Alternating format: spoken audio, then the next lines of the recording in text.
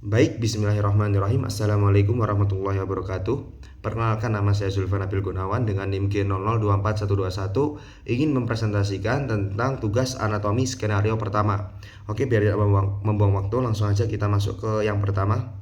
Saya dari kelompok A2. Oke, langsung yang pertama. Oke, kasusnya Daniel adalah seorang siswa SMP. Ia sempat tertusuk paku saat bermain di lapangan dan hanya membilas dengan air mengalir. Setelah itu dia mengaku sulit menggerakkan rahangnya dan terasa kaku, tidak bisa membuka mulutnya. Pertanyaan pertama, A. Jelaskan tentang anatomi mandibula dan fungsinya secara lengkap. Dan B. Jelaskan penyusun musculus masticatoris beserta fungsinya dan inervasinya. Oke, kita masuk ke anatomi mandibula dan fungsinya secara lengkap. Oke, kita masuk ke anatomi mandibula. Oke, biar lebih jelas, saya akan menampilkan sesuatu. Oke, di sini kita akan melanjutkan bagian yang pertama dulu, yaitu anatomi mandibula dan juga fungsinya. Oke, kita akan mulai dari bagian depan. Di sini ada namanya korpus mandibula atau badan mandibula. Badan mandibula itu berfungsi untuk membentuk wajah, membentuk bagian bawah wajah, ini estetika wajah, dan juga tempat lekatnya gigi bagian bawah. Di situ ada korpus mandibulanya. Oke, di bagian korpus itu ada yang pertama ada foramen mentalis, yang dimana di situ adalah fungsinya untuk tempat keluarnya saraf dan juga pembuluh darah mentalis yang itu. Di sini ada namanya tuberculum mentalis, tonjola mentalis di sini. Terus di bagian tengahnya ini ada sulcus mandibula. Lah, kenapa namanya sulcus? Bukannya sulcus itu seperti saluran bentuknya ya? Karena di sini sulcus mandibula ini akan bergabung dengan bagian belakang ini, yaitu sulcus yang saya tunjukkan ini. Nah, ini adalah sulcus mandibulanya. Oke, di sini kita akan lanjut di bagian di sini ini ada linea oblique. Terus di sini ada namanya ramus mandibula. Untuk ramus mandibula itu ada 4 margo, Nah, untuk margonya bagian atas itu namanya incisura mandibula. Ini namanya incisura mandibula nih. Nah, margo bagian depan ya biasa namanya margo anterior, belakang margo posterior, sama yang paling bawah ini margo inferior. Untuk yang bagian sini ini bukan margo namanya, tapi angulus mandibula. Jadi di sini namanya angulus mandibula. Bagian atas di situ ada namanya prosesus koronoid yang berfungsi untuk tempat melekatnya otot temporalis yang berguna untuk nanti salah satu dari bagian musculus masticatoris di situ nanti. Nah, oke, di sini ada namanya condylus mandibula. Condylus mandibula ini berfungsi untuk apa sih? Di sini condylus mandibula itu berfungsi untuk menyatu nanti itu gabung sama os temporal yang berfungsi untuk pivot rahang, bisa untuk membuka, untuk menutup, untuk maju ke depan gini, gitu. Jadi di situ penting banget ini untuk melekat bersama os temporal. Oke, ini bagian depannya. Di sini ada pars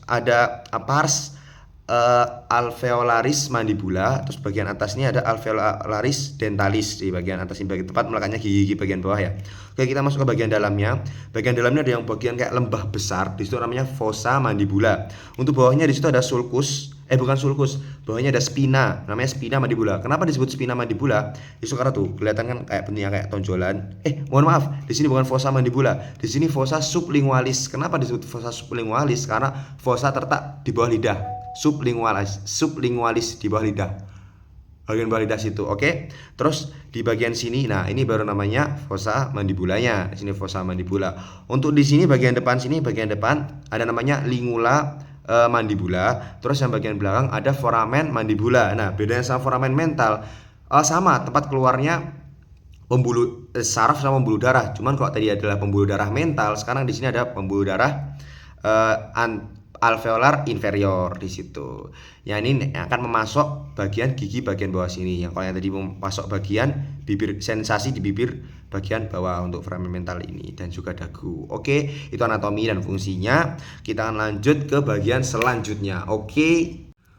Oke, tadi kita sudah menerangkan tentang anatomi mandibula dan fungsinya. Ini anatomi mandibula. Sekarang kita akan lanjut ke musculus masticatoris atau musculus yang buat menggerakkan rahang. Itu ada apa aja sih? Oke, untuk muskulusnya ada 4 yang paling penting. Di sini ada temporalis di bagian os temporal sini, dia nempel di os temporal yang berfungsi untuk mengangkat dan menarik rahang ke belakang. Di situ ada masseter juga. Masseter itu bagian dekat mandibula di sini. Tadi kan di atas sini kan, sekarang di sini itu masseter. Nah, di dalam masseter itu di bawahnya ada pterygodeus medialis dan pterygodeus lateralis. Oke, biar lebih jelas lagi, di sini bisa dibaca ya. Fungsi utamanya adalah mengangkat rahang untuk masseter. Untuk inervasinya ada nervus mandibularis semuanya sama, cabang CN dan V3 nervus mandibularis. Berarti dia akan lewat di foramen mandibula yang tadi sudah saya tunjukkan. Di belakang lingula mandibula. Oke, biar lebih jelas akan saya tampilkan. Oke, di sini kita melihat tampilan dari videonya. Oke, di sini ada namanya musculus temporalis. Musculus temporalis paling besar itu untuk berfungsi untuk mengikat tuh sampai dalam situ. Dia akan nempel sama processus coronoid di situ, os temporalis dan juga processus coronoid di bagian mandibula. Berfungsi untuk mengangkat dan membuka rahang. Terus di sini ada namanya meseter. Nah, meseter bagian pipi di sini, meseter ya berfungsinya sama di situ untuk mengangkat dan menarik rahang dan juga bisa membuat maju ke depan juga. Terus di sini ada pterygoideus medial, pterygoideus medial. Di sini ada pterygoideus medialnya di bagian sini. Nah, ini dia.